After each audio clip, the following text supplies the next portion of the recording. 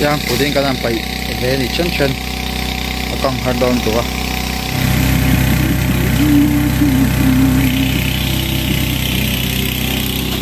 tiền hay khu khúc ở chim trên lai nha tiền phải về tổ khốc mấy à vô linh gần tiếng lắm bố có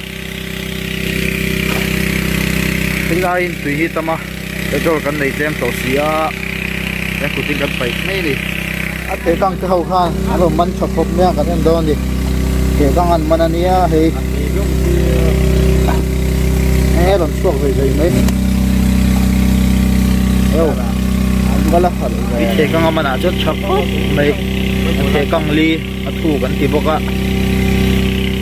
จุดล้อมตัวลิสิเรา calling กันจอแล้วพูดกันเทก็ง่ะไว้จะสรีระกันเทตัวให้ไล่ตัวยอมจินนะเฮ้ยอันนี้ละ